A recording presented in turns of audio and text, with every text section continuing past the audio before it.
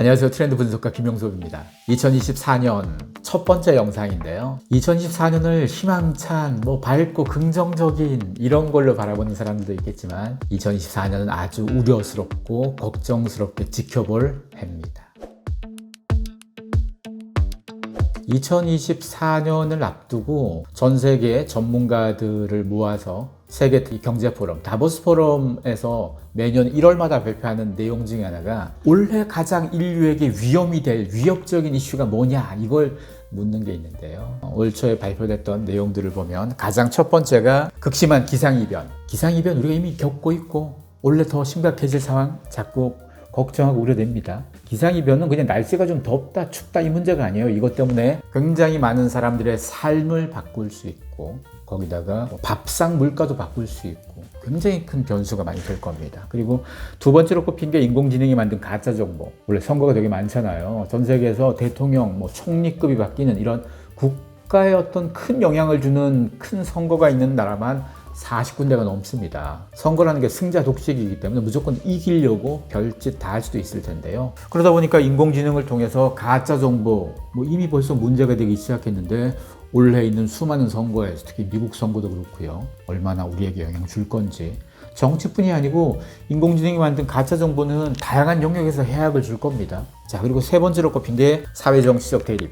그죠. 선거가 많은 애니까 정치적 대립과 갈등이 극심할 수밖에 없어요. 그리고 네 번째가 생계비 위기, 그리고 다섯 번째가 사이버 안전이었습니다. 사실 2023년, 작년에 다보스 포럼에서 발표했던 올해 가장 중요한 위협, 2023년 버전으로는 가장 첫 번째가 생계비 위기였어요. 그때 인플레이션 문제 때문에. 그리고 두 번째로 꼽힌 게 극심한 기상 문제. 근데 사실 인플레이션 문제가 지금은 생계비 문제가 네 번째로 조금 내려왔습니다. 인플레이션이 완전히 사라진 건 아니지만 좀 내려왔다는 얘기는 사실은 그보다 더 심각한 다른 문제가 더 커져서 그런 거겠죠. 올해가 불확실성이 굉장히 많은 해입니다. 정치적인 불확실성, 전쟁도 마찬가지. 이미 지금 전 세계에서 전쟁은 크게 두 개가 지금 벌어지고 있는 중이고 앞으로 또 어떻게 될지 몰라요. 대만과 중국과의 갈등 더 고조될 거예요. 대만 선거 결과에 따라서 사실 중국이 원치 않은 결과가 된 거니까 올해도 갈등을 겪을 거고 미국하고 중국하고 갈등 더 커질 거예요. 이런 갈등에 영향을 많이 받는 나라가 한국입니다. 한국이 이런 미국과 중국 갈등, 중국과 대만 갈등, 이 갈등이 커지면 커질수록 가장 손해를 보게 되고요. 거기다가 G7, 서방의 7개국 G7하고 대립될 수 있는 관계가 브릭스가 될 텐데요.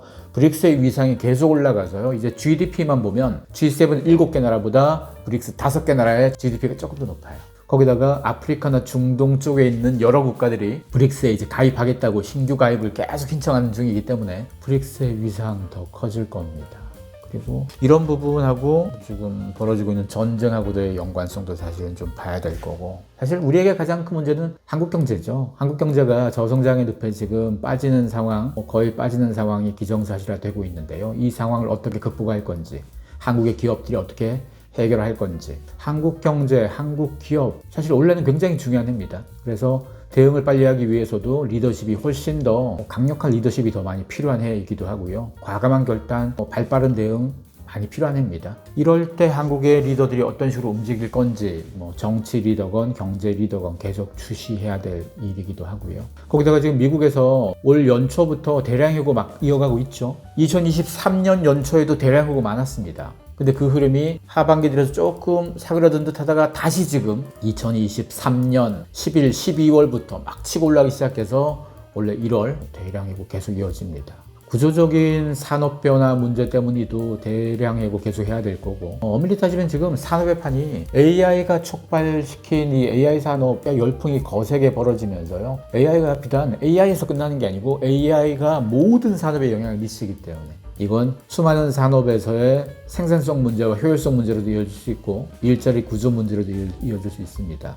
그래서 대량 해고 문제, 구조조정 문제는 특정 나라의 문제가 아니고 모든 나라의 문제일 수 있고 한국도 마찬가지 이거 아마 적극적으로 문제를 풀어야 될 겁니다. 한국 사람들이 구조조정이라는 말을 굉장히 좀 불편해하고 무서워하는 경향이 있는데요. 이거 해야 됩니다. 하지 않고 그냥 넘어갈 수는 없어요. 왜? 산업의 판이 바뀌어서 그렇습니다. 전 세계적인 산업 패러다임이 계속 바뀌고 있고 이걸 주도하는 빅테크들이 요즘 벌리는 사업도 마찬가지. 결국은 따라가야죠. 따라가려면 과거의 산업 기반 갖고는 못 따라가니까. 그러면 거기에 따라서 산업의 판도 바꾸고 인재도 바꾸고 해야 됩니다. 이런 과정들이 어떤 식으로 전개될 거냐가 올해 주요한 변수가 될 거고요. 그리고 이런 상황들을 앞두고 이미 국내 대기업들도 여기에 대한 대응들 연초부터 뭐 신년사에서 나왔던 메시지도 그렇고 연말에 있었던 임원 인사, 사장단 인사에서의 메시지도 그렇고 이미 기본적인 메시지에 이 귀결점들을 다 모아보면 이런 구조조정 메시지가 나옵니다. 과감하게 이 문제를 풀기 위해서 리더에게 강한 힘을 실어주고 조직을 근본적으로 좀 바꾸자, 이 메시지가 좀 강조될 거라서요. 아마 3, 4월까지는 조금 분위기를 좀 타다가 4월에 선거, 한국에 선거가 있죠. 선거 지나고 나서 많은 변화가 생기겠죠. 그리고 선거 전까지 뭐 여러 가지 부동산부터 악재라고 했던 수많은 경제 이슈들도 그때까지는 잘 좀 묶어놨다가 이제 4월 이후부터 본격적으로 뭔가 좀 처리하거나 정리할 상황들이 자꾸 생길 거라서요. 아마 한국의 2분기에서의 경제 상황들은 지금보다 훨씬 더 위험한 상황이 많이 노출될 가능성이 있죠. 그래서 2024년은 분명 우리에게 다양한 영역에서 위기가 많습니다. 정치적 갈등도 많고 이 갈등 때문에 대립도 많을 거고 지정학적 위기 때문에 뭐 전쟁 비슷하게 벌어지는 나라들도 자꾸 생길 거고 무역 갈등도 많아질 거고 앞서가는 기업들이 속도를 더 내는 과정도 나올 거고 못 쫓아가는 기업도 엎어지는 것도 나올 거고 우리가 이제까지 봐왔던 수많은 기간 뭐 한 10여 년 동안 봐왔던 것들을 아마 한 해 동안 압축적으로 많이 보는 해가 2024년이 아닐까 합니다. 그래서 우리가 원래 잘 주목하셔야 됩니다. 리더들은 더 빨리 대응하고 과감하게 결단 내리셔야 되고 개인들도 마찬가지 이런 변화 속에서 계속 주시하면서 변화에 대한 대응을 하셔야 됩니다. 그냥 무조건 막연하게 희망차고 긍정적이고 잘 되겠지 이게 아닙니다. 결국 위험에 대한 대응 우리가 열심히 잘 지켜보면서 발빠르게 대응하면서 민첩하게 살아남아야 됩니다. 2024년 그런 해가 되었으면 합니다.